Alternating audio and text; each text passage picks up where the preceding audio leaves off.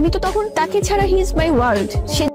দর্শক, এখন যে খবরটি আপনাদের জানাতে যাচ্ছি তা শুনে চোখের জল আসবেই। ঢালিউডের তারকা দম্পতি সাকিব খান ও বুবলির একমাত্র সন্তান বীরের অবস্থা আশঙ্কাজনক। দেশের চিকিৎসকরা জানিয়েছেন উন্নত চিকিৎসার জন্য বীরকে বিদেশে নেওয়া হবে। জরুরি ভিত্তিতে এই খবর ছড়িয়ে পড়তেই স্তব্ধ পুরো শোবিজ দুনিয়া।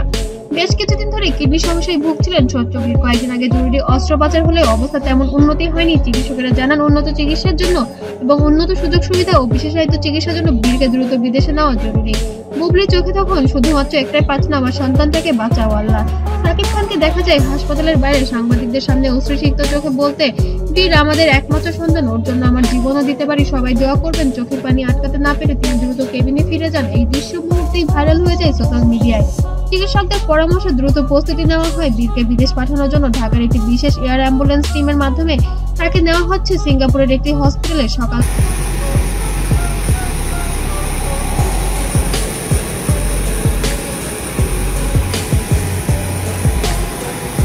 থেকেই হসপিটালের সামনে ভক্ত ও মিডিয়ার ভিড়।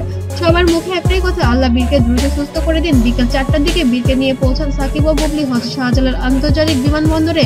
বুবলির মুখ ভরা কান্না আর সাকিবের নিঃশব্দ চাহনি। সন্তানের কোলে নিয়ে বিমানে ওঠার আগে বুবলি বলেন, সবাই দোয়া করবেন আমার ছেলেকে যেন আল্লাহ সুস্থ করে ফেরত দেন। এই মুহূর্তে উপস্থিত প্রত্যেকেই কেঁদে ফেলেন। বীরকে বিদেশে নেওয়ার খবর ছড়িয়ে পড়তেই সোশ্যাল মিডিয়ায় দেওয়া ঝড় উঠে। ভক্তরা লিখছেন, আল্লাহ বীরকে রক্ষা করুন, একজন মায়ের কান্না বৃথা যেতে পারে না। দেশের হাজারো মানুষ নামাজে দোয়া করছেন বীরের জন্য। বিমান ছাড়ার আগে সাকিব খান বলেন, বাংলাদেশের মানুষ দোয়াই আমাদের সবচেয়ে বড় ভরসা। বুবলির চোখে জল তখন থামছেই না। বীরকে বুকে জড়িয়ে তিনি কাঁদতে কাঁদতে বলেন, ওর হাসিটা আবার দেখতে চাই। এই দৃশ্য দেখে বিমানের ক্রু দর্শকরা আবেগে ভরে রাখতে পারেননি। দর্শক, সন্তানের জন্য একজন বাবা মা কতটা ভেঙে পড়তে পারে তা আজ সাকিব বুবলি প্রমাণ করেছেন। এই মুহূর্তে তারা দেশ ছেড়ে বিদেশের পথে শুধু একটাই প্রার্থনা, আমার ছেলেকে বাঁচাও আল্লাহ। আসুন আমরা সবাই একসাথে দোয়া করি ছোট্ট বীর যেন দ্রুত সুস্থ হয়ে দেশে ফিরে আসে।